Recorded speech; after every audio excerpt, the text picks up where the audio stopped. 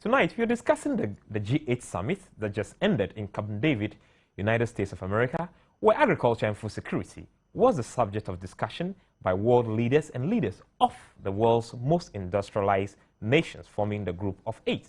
Indeed, some African nations had opportunity of benefiting from the discussion, including Ethiopia, Ghana, Benin, and Ghana was represented by His Excellency President John Evans Atta Mills, who arrived yesterday to the shores of Ghana. Indeed, at a press briefing at the Caucus International Airport, the President stated that the country had been able to achieve the Millennium Development Goals in the agri sector in 2011. And what is needed now is for increased investment in the sector, especially in the northern sector, which is the food hub of the country. He says, SADA has taken off. What we need now is an increased investment opportunity in agriculture to meet our set goals, the President added. President Mills also assured government commitment to support companies that had expressed interest to invest in the agri sector. Tonight, to help us with the discussion, we have Madilo Wanda, who is a member of the government communications team and a former president of the National Union of Ghana Students, NUCS. And we also have Abubakar Mustafa, who is the PRO of Maslok, which is the small and medium scale enterprise and loans, Maslok. So, gentlemen, you are warmly welcome to tonight's edition of the Majority Caucus. Thank you very much. Yeah, before we begin the discussion, let's take an insert and listen exactly President Mills' address to the Group of 8 during the plenary session. When you talk about food security, nutritional security, you are at the same time talking about health security, economic stability, political stability. Now, without these elements, you will struggle with democracy. You can have all kinds of structures, but if you cannot feed the people, you may have first-class educational foundations. You may have the most brilliant students, most brilliant ICTs, most brilliant doctors. If you cannot feed them, you are not making any progress. Indeed, if you look at Ghana, we've been blessed. We have so much arable land. You also need to modernize agriculture. And therefore, if we want our country to progress, there is a need for us to invest in agriculture and to invite others to do so. We have adopted the medium-term agriculture sector investment plan, which is indeed involved in encouraging people, putting into place the necessary structures to get people coming in. Well, we have recognized that we need the private sector. And there are certain things that we must do as government. When it comes to infrastructural development, we cannot expect the private sector to do that. Sometimes even land acquisition is a problem which we can best handle. And of course, also getting the farmers to realize that they need to enter into a partnership to those who are coming to invest in their areas. But one area is just of providing the marketing opportunities. Another area that we keep stressing to them is agro-processing. Welcome back, cherished viewers, and you listen to His Excellency the President's submission during the plenary session of the Group of 8 summit. He made a point clearly that we can have the best of everything, but if we cannot feed them, then there is a problem. Let us begin with you, Wanda. How do you assess the President's submissions there? Well, Felix, let me extend my greetings to your listeners and your viewers, all over the country and beyond. It's important to place on record that the President's visit to the G8 summit was a remarkable one. It's one that we can be proud of as a developing country and as a country that is striving to get to the top. It's important that you associate yourself with those who have made it and find the route path to the top. And so for me, I think it's one of the most remarkable things that have happened. It did happen in other jurisdictions here and there, but I do believe that with our fledgling democracy and the things we have seen, being part of the G8 summit, that is the world best economists, 8 economists in the world, is an experience we can share with our colleagues. However, moving on from there, you will observe that the President has stated clearly exactly what he means when he talks about growth in agriculture, and one of the things he's expecting the agricultural sector And he mentioned SADA. And it will interest you to know that the bedrock around which SADA has been built is to make the northern sector, the upper west, the northern region, and the Brongahafo area a food basket. And so if you look at what happened over the period, the National Buffer Stock Company that was established, and we have been told now from statistics that majority of the economic achievements that we have achieved over the period, especially with relation to inflation, is hinged on the achievements of the National Buffer Stock Company. One leaves much expectations, one leaves much to appreciate what is happening. And so for me, I think it's a step in the right direction, and the president is still on course. Okay, let me come to Mustafa. Mustafa, is it the case that the president was at the G8 by default? No, not at all. Not at all. I mean, if you know the president so far, from the kind of invitations he's receiving from the outside world, if you listen to Christine Lagarde, I mean, the IMF president, she will tell you that she has made a point that Ghana is one of the fastest growing economy in the world. 13.6% last year and about 14% now.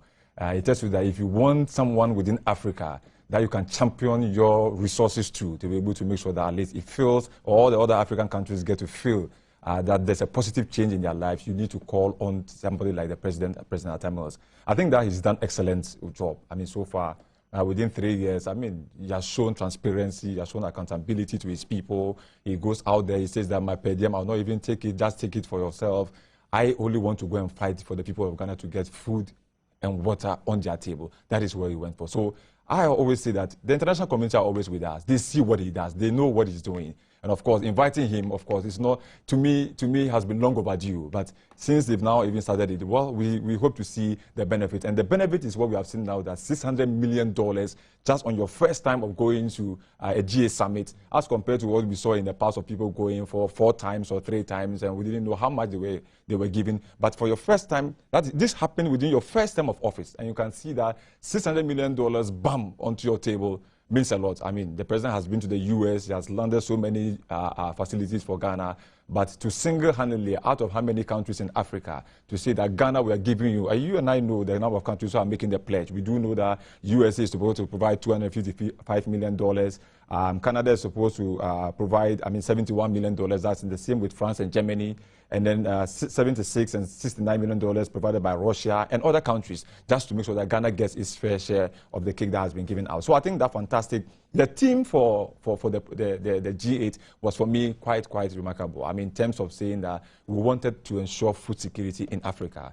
And there's nothing more, because I always say that, my brother, for a country to be able to build its wealth, it needs to invest into the health of its people. If one is not healthy or a country is not healthy, you don't expect that, of course, the country will be able to rake in much wealth to be able to feed its people. So the theme that they've taken, food security, health, economic stability, as the president was saying, are key variables that we need to consider time and again. And so for me, it's a kudos to the president for the work done so far. Okay, let me come back to one day again. The president stated that the country had been able to achieve the Millennium Development Goals in agriculture in 2011, and I believe that it is on the back of these achievements that the whole world is now recognizing how fast Ghana is growing and how fast Ghana is doing. How has the government been able to achieve this remarkable feat?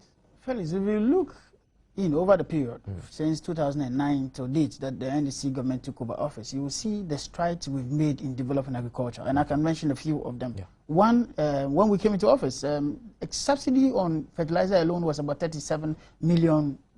Today, as we speak, is hovering around $68 million. That's about 2 times the figure.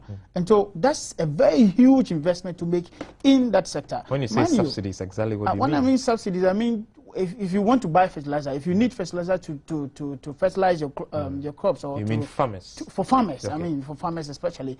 You don't need this time around to go looking for fertilizer. You don't need to travel abroad. You don't need to go hunting from shop to shop. Fertilizer is available, and government is made it available to farmers for free. That's what that's interesting about it, for free, and it comes at no cost. That's one. 2, government this time around has decided to do what they call the National Buffer Stock Company. What does it mean? We have food in excess. We will store it for the lean season. 3, in 2010, for the first time in the whole of Africa, Ghana has supplied food to the World Food Programme.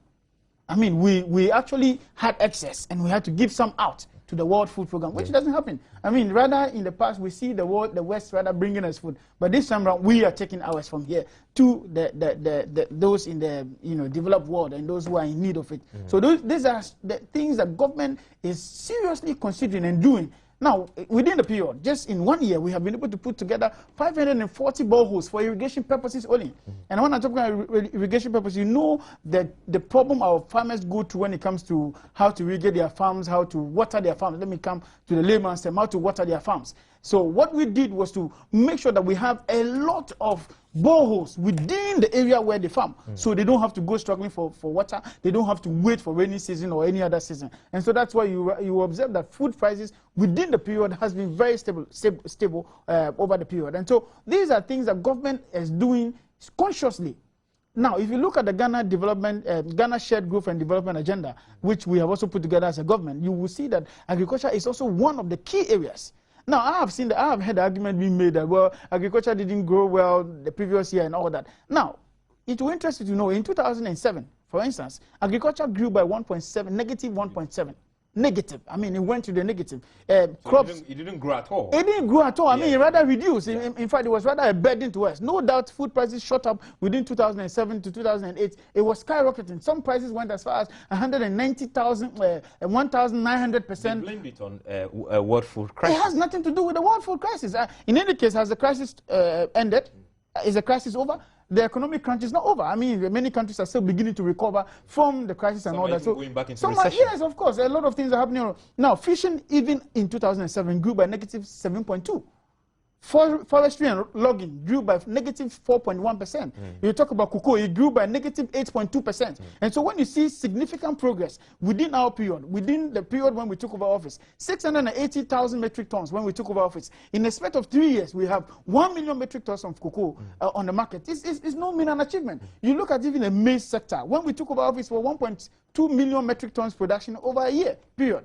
Now, as we speak, is 1.8 million metric tons. So these are developments within that sector that gives the green light, that makes us grow in that manner. And I'm not surprised that the West is looking up to Ghana to champion the cause. Your government is giving of free cocoa seedlings to young men and young women who are ready to go into cocoa farming as an income generation venture. Is that part of the unprecedented achievement? Yes, beyond even that, government has put together what they call the 6-year cocoa planting project. What we are doing is that for the next 6 years, every year we're going to plant a sizable number of cocoa seedlings. And this is in the hands of young men like you and I. If we're willing to do it, it's in the hands of young men who are looking for jobs, who have been employed by the state to do this. How many governments will do this consciously? Wanda was trying to explain to us some of government's interventions that made the agri sector grow significantly within the last 3 years. Yes, if you want to add more. Yeah, what I was trying to make the point, our opponents tried to make the point that, of course, agricultural sector did not grow so much in 2011, and that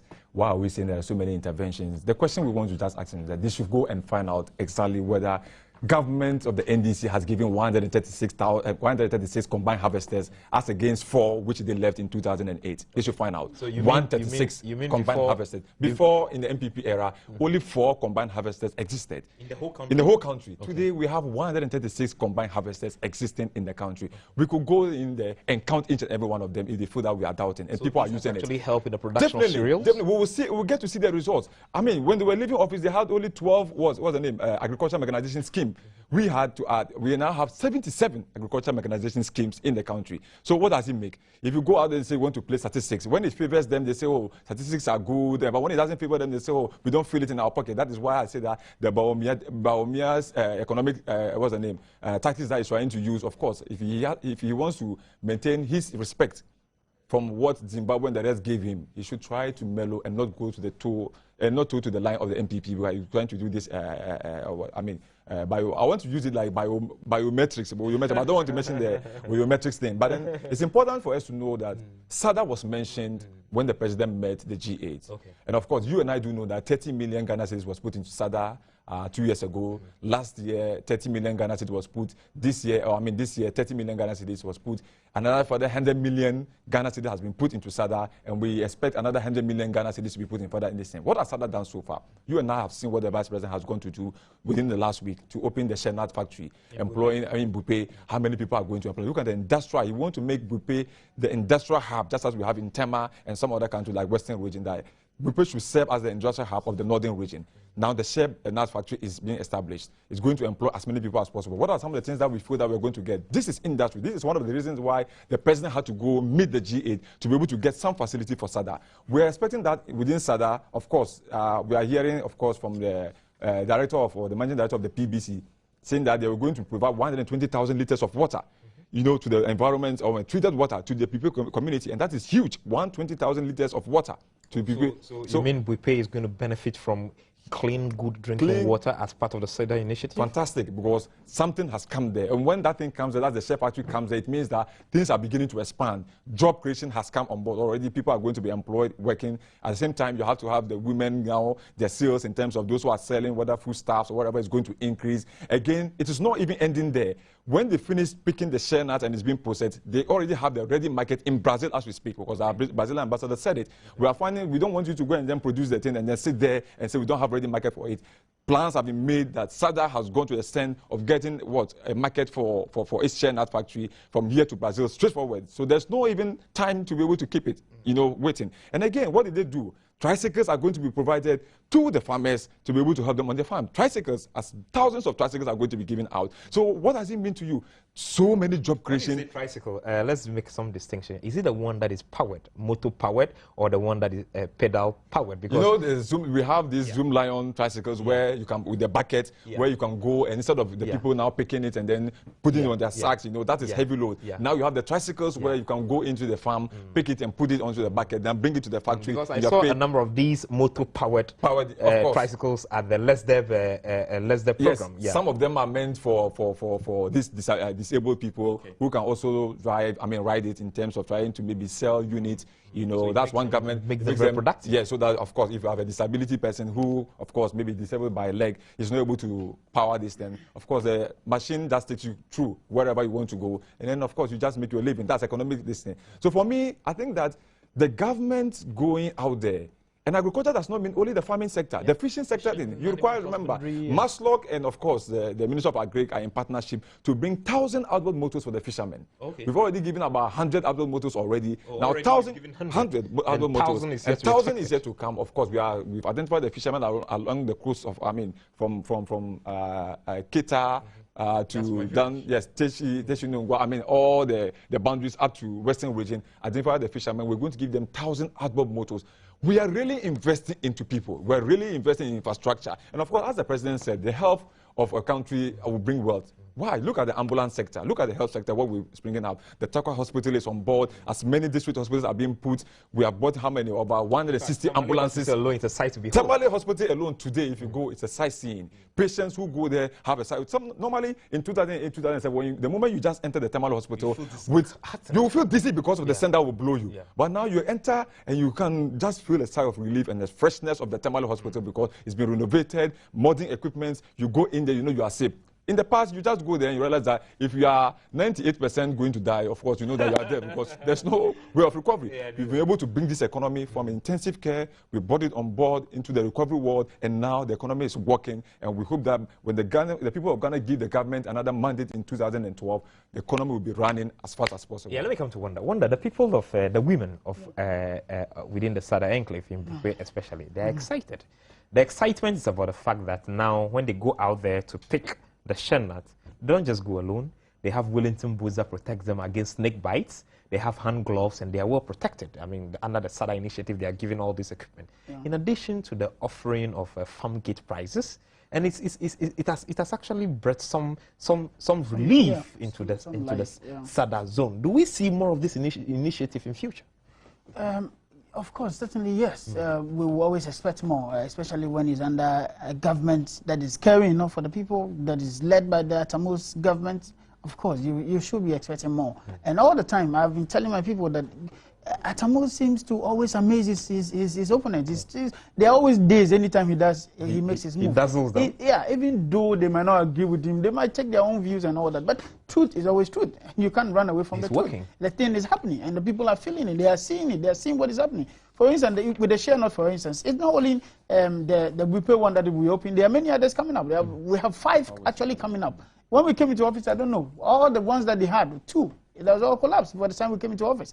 You will also see that the Kwalugu tomato factory. You want to talk about the presidential initiative? I want to. Yeah, of course, those are all linked. Those are all linked to agriculture. For instance, the starch, whatever it's starch. Evaporated. In my language, they call it goma. There's the starch that President Kufuor said he had put together in the factories and all that. At the end of the day, everything collapsed. By the time they were leaving office, it collapsed right under them before they left. But today, go to the Ayensu starch factory. It's in full operation. You go to the one in I think Nalerugu or Salaga. One of them is in full operation. Go to Kwalugu in the Upper East region. The tomato factory is in full operation. The so cotton farmers you see the cotton farmers are doing business. They are all doing very good. So especially when you see some of these things happening and they are real and they're happening, and yet you have people, you have opponents who say that they are not feeling, they don't see anything. It's a bit embarrassing. Unfortunately for us, many of the people who make some of these comments come from that place. So you see the dishonesty. Yesterday I was on a program with a gentleman who says that nothing is happening. They are not seeing it. So I subtly asked him, where do you live? He said he lives in Nima, and I said, so you can't see anything happening in Nima? Please, for God's sake. Even Anado has confirmed that in front of his house there is a road being fixed in his house. In front of his house, right in front of it. It was not done for 8 years. 8 years when they were in office, it was a death trap. Today, go and see the facelift that was given to even the Nima police station. And now even the president promised that the market is going to be built. You, so a lot of things are happening. In Nima, which has been there since I was born in Nima myself, it's now being constructed. It's under construction. So we are not going to see the site when you hear people come out to say that we're going to put some funds to be able to build what we call the Zongo Fund, I mean, I tend to laugh because why? If you had a vice president who was then a Muslim come today, and then within the 8 years, we didn't see any improvement in the Zongo community. And today we have a vice president who is a Christian, but has much attention on the Zongo community. You see much development in the Zongo communities. You tend to salute such vice president and say that this is the kind of person we want. And so we do not want you to come and take people like Baumia and come and tell them, oh, we are bringing you $100 million. How can $100 million build Zongo community? Tell me how you're going to even start. Whose house are you going to even break and start and tell me that this person's house is the one who was under this corner? You know how Nima is structured and teaching Ngwa and the rest. Of course, but it said before 2008 that they were going to. Very good. That's why we want Ghanaians to judge them that the slums of Accra were going to be taken off and be built with residential. This and we're asking ourselves, who had to come and be taking the residential? This we are seeing today by the verdict of the Supreme Court. Of course, people who had to even apply to pay $400,000. That's what Jake said. $400,000. He's been able to buy himself an apartment, a government bungalow, which the Supreme Court is saying that of course he can take it. And that is what they are giving us clue to say that anybody who is in government and you are about to leave, then you can be able to apply. They didn't build the slums for the people. I pray that we will never come to that point. President Moses will not allow any of us appointees to do that. They were not able to build the slums, but they were able to get money to put in mansions, build hotels for their sons, so many bungalows or this in Atamanso, in Kumasi, and even outside. We will not want to go that way. Okay. Wanda, before we go on the break. There's something that is very key we need to discuss. Okay. If you see the development of the fishing industry, for instance, we are talking about CDB. We can go into CDB loan because part of the CDB, yes, of course, part of the CDB loan to put up the gas infrastructure is to allow us to have our own fertilizer producing company right here. Okay. So one of the things that is also going to be a revolution in the agri sector is the fact that we're going to have fertilizer right here, produced right here in Ghana. Beyond that, they are going to build about 10 landing beaches. Landing beaches is a fishing harbor. If you go to Newtown, you understand what it means to have a fishing harbor. If you have 10 of that on our coast, man, that should be a revolution. Let me come to Mustafa. Before we went on the break, we were still discussing some of these interventions. If you can still look at more of the interventions under the most Well, you see, it's important that we get to appreciate what the government is doing, because government does not want farmers to just produce and then the produce just go bad. It's spoiled or it's rotten. And realize that when you go to the Kotoka International Airport, the cargo center, realize that there's a perishable facility center that has been established where if you want to export your goods, you can be able to put it there for a meantime in the event that probably the people are not ready to pick it up. you can put it there for the meantime until such a time where your export is ready to go. And that alone is a remarkable achievement that I hear the president of the association of what's the name, the Best Farmers Association, Abayori or something, was making a point that so it was it a very with this facility, our goods no longer have to perish before they get to their markets. At all. Tomatoes, whatever that we have, we can put it there. It's stored very well and then exported in the country. I mean, whether the cans, whether in tins or wherever, it's well protected. And of course, the Food and Drugs Board and then the other agencies are able to have their representatives there who are making sure that we do not take expired goods out of the country. Because the moment you do that, of course, your integrity and everything gets to go down. And of course, you have a rejection of most of your, including even cocoa. But the point I needed to make, of course, is has to be made that when you look at you link agriculture and industry. And I'm happy that SADA is able to partner Avanash in terms of the rice plant that they are putting out there and granite plant that are putting out there in the northern region. I mean, SADA is in touch with Avanash, and we all do know what Avanash is doing now. It's an industry that has come on board, and of course, making interventions in terms of trying to build vegetable oil companies out there. And it's even building one in Tema. We know that Wilma is also putting up a 60 million vegetable oil in Tema. I mean, these are huge. If any industry, Felix, it doesn't have any confidence in an economy, you wouldn't want to come and invest $60 million putting up a vegetable oil factory in Ghana. Wilma wouldn't have to come and put about 30,000 hectares new because they bought the Trifu oil palm plantation already. Yeah. And so they're coming to put another 30,000 hectares of palm plantation in Ghana. And you have Havanash, of course, putting up also a soap detergent factory in Ghana. I mean, to produce 150 metric tons of soap detergents in Ghana. I mean, within the Tema Free Zones Enclave. And you also have the rice mill coming up. And you have to ask yourself that the whole of Africa, I wouldn't want to say maybe West Africa, I'm sure the whole of Africa, Dana Dams, a pharmaceutical company, if it doesn't have that confidence in our economy, wouldn't want to come and put its factory here to produce antiretroviral drugs for the people of, not for the people of Ghana alone, but for the people of Africa so that we could have. So very soon, Ghana will be the hub of producing antiretroviral drugs to treat HIV. I mean, to treat HIV/AIDS patients. We don't need to import from any India or China or America. We have it here, and then we will now be able to sell it out to the other African countries, make revenue out of it, and then that is earnings for the people of Ghana. That's exciting. That's exciting. Of course, under whose presidency? That's President Adam Mills. Of course, if you have a sound economy, a sound stability, I mean, a stable economy, a stable country, you have investors trooping in. And when he went to the US just recently, what did he say? Investors were trooping in left, right, center, saying that we are coming into your country, give us the opportunity, give us the lands. And that's why he was making his statement that we are ready, we have arable lands, prime lands, everything that you need. We have the people who facilitate that you get what you want in order to establish this industry. And what are these industry? Ask yourself, that is jobs. You know that youth in agric, one of the largest employing agencies for our youth in Ghana, 40, about 80,000. Okay. 80,000 youth are in youth in agric today. Not to talk about the youth in road maintenance or whatever. I don't want to come to the other sector because we said it time and again. But 80,000 youth are engaged in agric.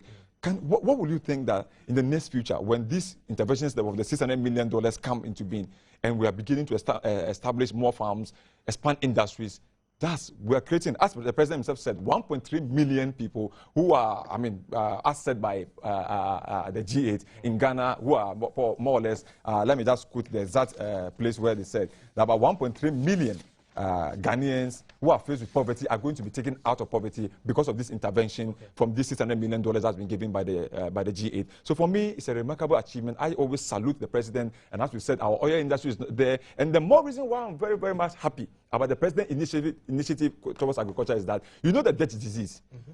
You know what happened? That so much concentration was given to oil. Yeah, Ghana, we're not doing the same thing. Oil, yes, is going on. Agriculture sector, huge amounts of money is being invested in the agriculture sector, and realize that all the economy, all the other sectors of the economy are being given attention so that we do not have that death disease or maybe Ghana disease, whatever you want to call it, or Accra disease. We are making sure that we are getting our priorities right. We are spending within our own budget. We do not want to have a budget deficit as we saw about the negative 13%. We are making sure that we cut our quota according to our size, and that is what the president stands for. Okay, yeah, let me come to Wanda. Wanda, with the agric sector, it's excellent the president promised that with the China Development Bank facility, the $3 billion, we're going to also see some investments in agric sector. Can you just elaborate on some of these? One of the key ones, which for me is really one we should look at for, is the master plan for the irrigation development plan. I mean, which is the the irrigation of the Accra Plains. And we're going to see 11,000 hectares irrigated within this year alone. Okay, and as part of the plan, Accra Plains, not the Afram Plains. Yeah, You know, we have the Afram Plains irrigation for it. That's ongoing. That is a major investment. That is one of the major investments that, you know, Accra has a very arable land. I mean, very good land when for... you travel from Accra, Aflau, down eastern region, you see a vast land, Volta region. So that enclave, one of the things it's going to see at this moment in time is that 11,000 of those hectares of those lands are going to be irrigated. Okay. And once land is irrigated, yes, I will tell you the fact. Water is one of the key things farmers need. And that's why when the seasons change, when the rainfall doesn't come, and they have problems. And so, of course, for me, you and I have had some childhood experience in farming. we understand exactly what it is. So. Going beyond that, we have always left the fisheries department. But have you seen the revolution that has happened within the tilapia alone sector? The tilapia sector, the collaboration between the Environmental Protection Agency and then the Water, Research Institute people. You go to Asikuman, yes, you see the tilapia. Exactly. Today, brigade and all that. Today, Ghana stands tall in one of the countries that exports millions of tonnage of tilapia outside of this country. Okay. And everybody's doing it. And it looks like tilapia is now becoming a very popular of course. Food on the table of many families In the days back, we didn't take that seriously. Yeah. You know, beyond that, the president actually has directed, which is part of the budget, that we have School of Fisheries, which will be in Anumabu. That is to develop the fisheries and the aquaculture the division of our sector of economy. And for me, I think these are wonderful investment that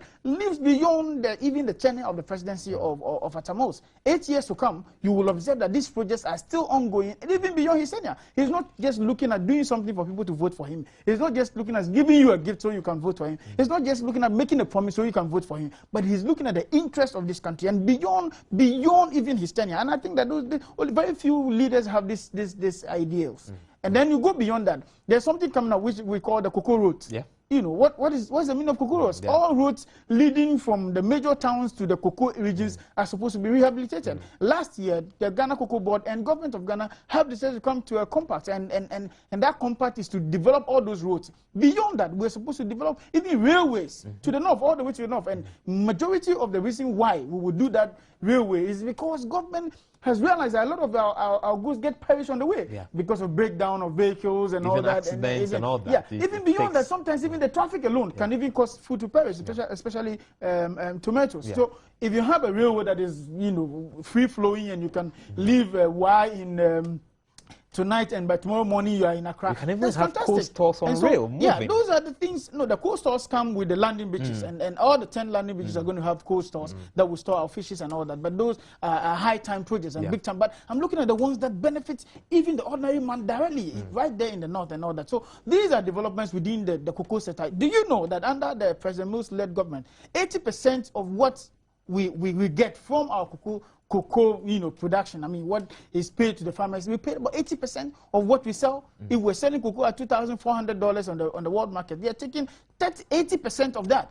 In the previous government, they were only taking 60% maximum, and this was under protest and under a lot of agitations here and there. So a lot of things are going on, and I think that it's about time we appreciate what is happening in the rice sector. In the rice sector alone, do you know that this year we have been able to reduce rice importation by 30% in volume? Please, that's okay. Let me continue. The point that it was $500 million worth of rice that was important. When the NDC one was leaving office in 2001, we had $100 million worth of rice importation. The NPP said in their manifesto that they were going to scrap that. When they came, it became a business for some people within the government, so they had to increase it, making money out of it. $500 million worth of rice was imported into the country. I mean, equivalent to the money they were given by the MCA. I mean, one of their MPs or ministers came to say the money is big, 547, but they were importing 500 million. We have come and slashed by 30%, and we're going to do more because the rice industry is going to start milling rice, and you can see that Abime rice on board, I mean, which is coming on board, for which they jail people, I mean, innocent people. But let me make the point that it is important for you to realize one thing, Felix, that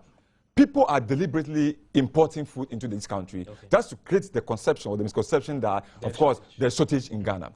After all, somebody says that, yes, we are importing tilapia today, we are importing toothpick, we are importing kinky, we are importing... Somebody was doing his voodoo analysis last week because he's an economic guru, come to say that Ghana is importing food from somewhere. You can decide, Felix, today, that I say that, yes, even though we have kinky in Ghana, I choose to go and bring kinky or chicken out of Ghana because... that's free economy. Yeah. But of course, they're deliberately doing that because there are people are within the market sector trying to undermine the economic stability that we say that when inflation is down, how come people are still reeling or prices of goods and services are going up? How come people are now even not having the buffer stock you say you are claiming to have? People are now even not having it but going out to import. That is the choice of the person. But what I'm saying is that for those women who are within the market that have been met and told that yes, to help deal with what's the name, your inflation rate, prices, they meet them sometimes on Sundays and telling that go try to increase your prices or come together and try to increase your prices just to tell the whole world that the inflation they're talking about is not the reality. We're telling them that, well, in the sight of God, you can do that in the sight of mankind, but in the sight of God, if you are cheating your fellow human being just to extort and get what you want, believe you to God. But we know that we're making sure that the economic policies and food are stable in the country so that you could be nearer to wherever you are in order to buy and then be free. Okay, that's impressive. The point that we open the phone lines for viewers to also be part of the discussion. And then the numbers to call 0302-211-701 or 0302-211-704. And the phone lines are open. And let me come to studio. Yes, Wanda, you want to make some interventions before the phone? No, like I'm saying, elections are close. Yeah. I believe the president has performed very creditably. Those in the rural areas, those beyond the Accra regions, those who are not just thinking that they have satisfying their party's interests, all know and can see the change in their life. And I know that the president will be given another chance. I'm trying to. Okay, I have a first caller. Let me pick Manaf. Hello, Manaf. Hello, yeah. Good evening, Mr. Fellow. Yeah, good evening, Manaf. Thank you very much for the wonderful work you people are doing for Mother Ghana. You're not only doing it for NDC, but for Mother Ghana as a whole.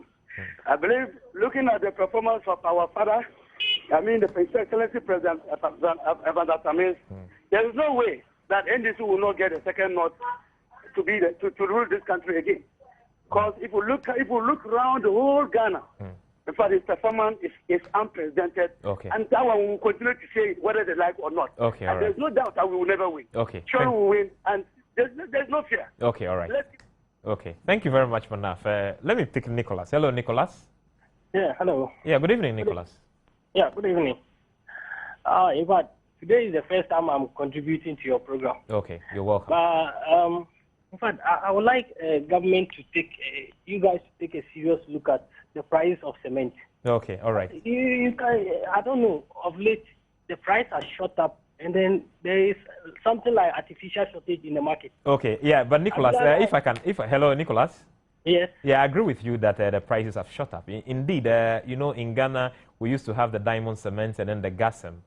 Diamond cement for some time now had not been working owing to some energy difficulties. That is why the price seems to have been monopolized by gasem and distributors. But of course, once gasem cement comes back and then the energy is restored, we will see that the price of cement will surely go down to the competitive price that it used to be. Thank you so much for contributing and keep watching Majority Caucus. Yeah, let me pick Babs. Hello, Babs. Yeah, I'm Babs and I am speaking from WA. Okay, Babs. Yeah, in fact, when it comes to the area of agriculture, I think the word unprecedented is an understatement. Okay. With regards to the Atamils-led administration. Okay. Because what am I talking about? If you go to Tumu Cotton Company, in fact, it was at the verge of total collapse. They nearly diversified even to the MPP. Okay. Today, as we are taking, as a result of the public-private partnership between the government of Ghana and Olam, in fact, every young man, every household in the social area especially, wants to become a farmer. And I am telling you, every young man wants to cultivate, cotton, and it is giving them a lot of income. Just one season, and then they've been able to do a lot. Okay, thank you so much, Babs. Okay, thank you Yes. so much, Babs. Let me pick Justice. Hello, Justice. Yeah, boss, good evening. Yeah, good evening, Justice. I'm also calling you for the first time. Okay, you are welcome to Majority Caucus. You know something? The price of items in this country, you all can attest that it is being increasing. You all know that we are all going to the market. We know that it is not only the cement alone. It affects everything. You know that. When you say we know that, I mean maybe the market from which you are buying is different from but from the market I am buying, I still buy my goods at a price that has been stable for a long time. But are you sure? Okay, all right. Our fellow Ghanaians. Okay, all right. Okay, thank you very much, Justice. No. Okay, thank you. Let me pick Ike. Hello, Ike. Yeah. Good evening. Yeah, good evening, Ike. Please, I want to comment on the price of the cement. Yeah, somebody Let mentioned the it. do something about it. Okay, all right. That's our problem. Okay. We are tired in these members. Okay. Okay. And we are fighting for the cement price. Okay, we are hoping that once the energy crisis affecting the diamond cement in the flour has been restored, the price of cement will surely fall. Let me pick Maxwell. Hello, Maxwell. Good evening. Yeah, good evening, Maxwell. Yeah, I'm speaking from Kepekrach. Yeah, sure, Maxwell. I want to talk about the bridge. Dambai needs a bridge. Okay. Because the ferry on the Oti River right now is a wreck. It's a what? It's a wreck. Okay, it's a wreck. Okay. Yeah. It's a wreck. Okay. Because it's in a bad shape right now. Okay. And it could break down any moment from now. So the people of Dambai really need a bridge, a strong bridge. Okay. Okay, thank you so much. Thank you so much, Maxwell, on the issue of the bridge. Let me pick Nuhu. Hello, Nuhu. Yeah, hello. Yeah, good evening, Nuhu. Good evening. Please, I want to thank you and your panelists for good work done. But I don't know, there is a northern brother there sitting down there talking about Sada.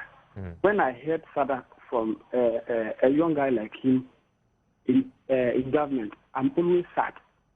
We in the Upper West, I don't know whether we are part of the Sada or as only Upper East and Upper West, because Upper East and the Northern region, because I can best talk of Upper West. Okay. You can see anything. Okay. Or you can hear anything like Sada in the region. Okay. And when you say that when you are talking, you said the northern part, and Upper West is out of the north. Okay. And you cannot even finger anything. Okay. And even the Southern board, there is no representative from Upper West. All right. And I'll have to check that. I'll have to check that without mentioning names. I have to check that. Like when somebody, hello. Yeah, I have to cross-check that information you're giving because I don't want to believe. I think that I do know. Yeah, I have another caller. Let me end with Nuhu, and then let me pick Salam so that we come back to the issue. Hello, Salam. Hello. Yeah, sorry for keeping you on the line. Yeah, good evening. Yeah, good evening and welcome to Caucus. Let me say good evening to your cherished listeners. Okay. I think you are doing good for Mother Ghana, not only for NDC. Okay. My brother, let me tell you a fact about what is happening. I think people don't want to see what is happening in Ghana. They are blind to whatever is happening. For the 3 years or 4 years that we are seeing at America's government, I want to tell you that come to the northern region and see infrastructure. I think time immemorial when we heard that this road, our Ufriso-Moli road, will be constructed. We saw saw cutting ceremonies in Damango town here. Today, a saw has not been cut. Come and see. You will see contractors on the road working, paying people, but people still come down and say the road cannot be constructed. Means that they are blind. They don't want to say the truth. All right. And my brother, let me tell you about the cement issue that people are talking. In Damango here, cement is 20 Ghana cedis. Why is it that in Accra it will be 270? This is what we call sabotage. It's a sabotage to people. And then they are not doing good to their people. They think that they want to sabotage. Okay, thank you. And Thank you. They should be mindful that God is looking at them. Okay, thank you very much. Yeah, Salam. Yeah, let me come back to studio. Yeah, if you want to react to some of the callers. That I think you should check whether Bernard Moda, we could all check. Bernard Moda, I know he's from the Upper West region. Okay. And I know Bernard Moda should be on the SADA board. Okay. He could check from there. And I'm sure because before SADA was put, SADA comprises the northern region, Upper West, Upper East, some parts of Volta. Sure and so the president and government, you do know, we are not the kind of president who will have a cabinet where we will be left out to somebody from the Upper East or Upper West. You say you don't see anybody with this thing. But let me make the point. I'm just letting Ghanaians to know between the NDC and MPP. In just our 3 years of stay, the Akutia Diamonds factory has been revived. We have the Senat factory that has been established. We have the Poalugu tomato factory that has been revived. We have we are restructuring the Ayensu starch factory, which is under revision. Under restructuring right now, is coming on board. We have the Olam wheat, which is a private sector, of course. Olam wheat is now on board. We have the shipyard, which has been bought by the government back. You know, now it's owned 100% by the people of Ghana on board. this tells you that this is the president who believes that, yes, we can. The people of Ghana can do it, and we need to be given the chance to do it, and is doing it. Cement, of course, I know there's a factory that is going to be built in the northern part of the country in due course, and the people of Ghana will realize that for every region that we have, prices of goods and services definitely will be reduced. But the sabotage, as somebody said, needs to be stopped because some people are going behind, trying to, as it were, pull the strings to say that increase your prices day in, day out in order to make the government unpopular. That will not work because our national security will pick up that information and work with it. Thank you very much. Let me come to one day. Let me end with the issue of cement, and I want to state it categorically clear that looking at what I have picked up so far, and I've gone around to check what is happening. It is a deliberate sabotage, and I think that government must decide to do something about this now.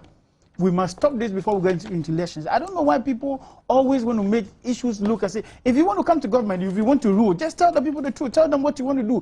Don't go and sabotage. Don't go and, when prices are this, you go and create the impression that they are something else. You know, sometimes speculations can also influence market prices, and that's what has happened over the period. And so for me, I think that the cement issue is a sabotage or from opposition on government, and I think it must be stopped. And government must also open its eyes wide enough to see the sabotage and get it solved. Okay. Yeah, and then before we go, let me say thank you to our cherished viewers and then all of you who joined us around the world on www.multitvworld.com/streams. And to all our callers, Manaf, Nicholas, Babs, Justice, Ike, Maxwell, Nuhu, Salam. We say thank you. And then to Maxwell, who raised the issue of the bridge in Dambai. Very soon, the Deputy Minister for Transport, Madame Jifar Tivon, will be on the program, and then I'm sure she will have an answer, not only for you, Justice, but to many of you who are watching us from across the river, Ketekrachi, Dambai, and all those communities. So very soon, we'll bring you the answers that you most deserve.